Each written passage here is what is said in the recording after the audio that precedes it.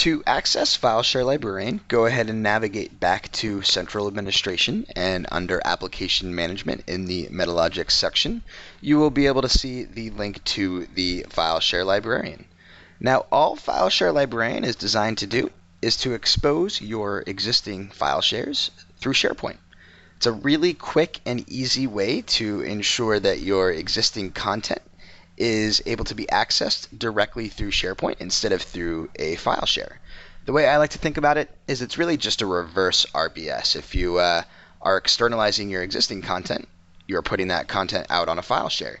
Well, since this content is already on a file share, we're going to go ahead and do the reverse and actually just create those references to those files within SharePoint itself. So now that I'm here in the FileShare Librarian screen, you can go ahead and either click on creating a brand new one if you don't have one set up already. In my case, for demonstration purposes, I'm going to go ahead and click into an existing FileShare Librarian endpoint.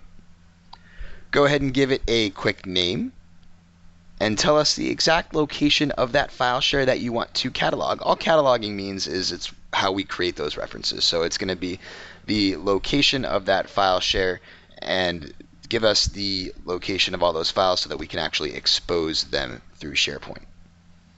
One thing to note is that this functionality here for FileShare Librarian will basically create a endpoint for storage point. If you actually look at all of these options, these are the same options that we give you when you create an endpoint. So the same rules apply to a FileShare Librarian endpoint that apply to a regular endpoint within storage point. The files that are now externalized and cataloged cannot be edited, manipulated, or deleted. Any kind of CRUD operation can only be performed through SharePoint itself. Now, this is not a limitation of StoragePoint. This is just a simple limitation of the RBS APIs. They do not let you manipulate the externalized data. If you need to perform anything on those documents, you have to go through SharePoint to do so. Now, I don't think this is a bad idea. Of course, you all use SharePoint and you have paid good money for SharePoint, so your end users should be taking advantage of the collaboration platform. Things like versioning, workflow search, you're actually given a web interface. All of these are important features of SharePoint that you just simply don't get when you are sharing content on a file share. So that's why Librarian is so popular. It basically provides you the ability to quickly in quotes, migrate your files to SharePoint, because if you actually look at what Librarian is doing, it's actually not technically migrating your files. We're actually just creating the references to those files, the RBS references to those files. So looking a bit below here at some of our options that we have on this particular type of Librarian endpoint, we have the option to clean up file names before we import them into SharePoint. All that's going to do is it's going to remove illegal characters. Characters that are not allowed in SharePoint, but that do exist on a file share. We're going to go ahead and remove them before they are cataloged so you don't get any errors.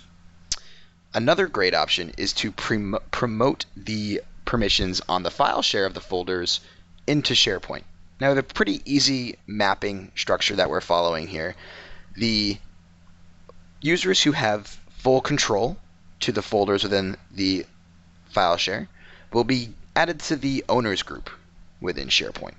The users who have read and write permissions to those folders within the file share will be added to the members SharePoint group, and your read-only users on the file share will be added to the visitors group.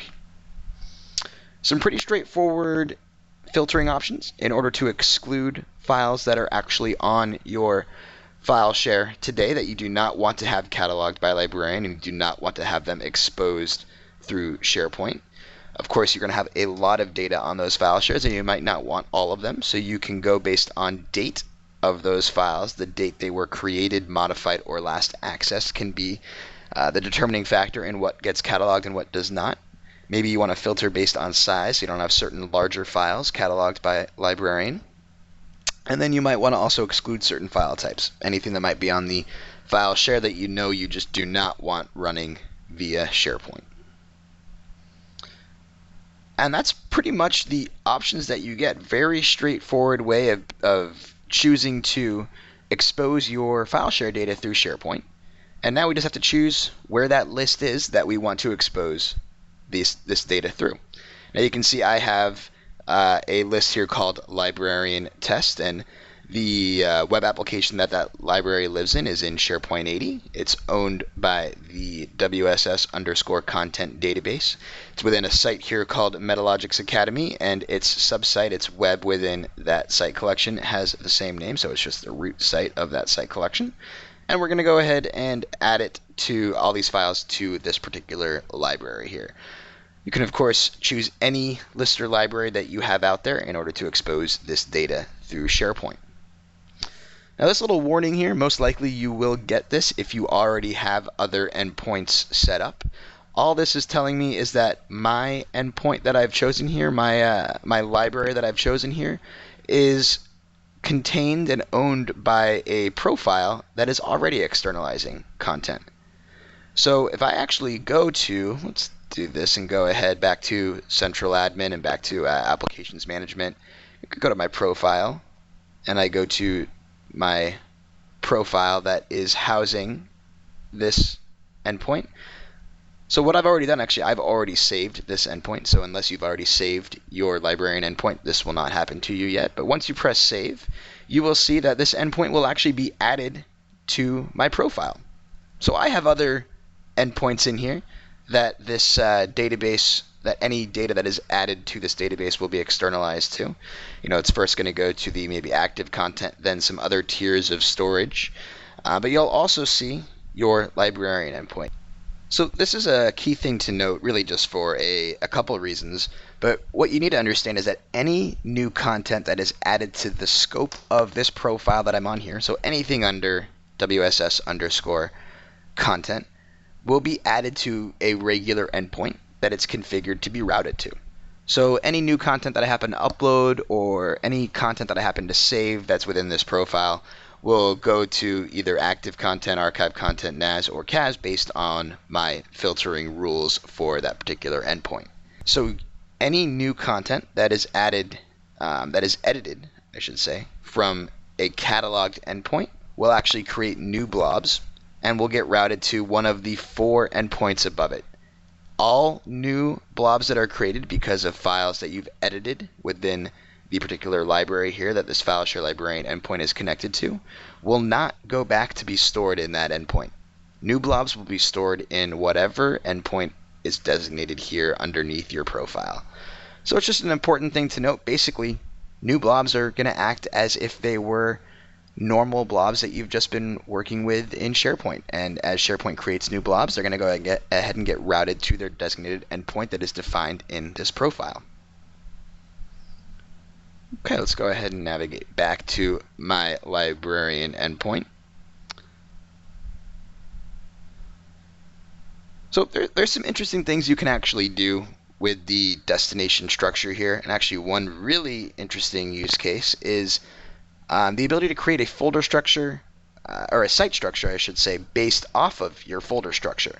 So for example, let's say you come in and you have a folder structure that has folders inside of folders inside of folders, and you want to manipulate those folders so that you can create sites and site collections out of them.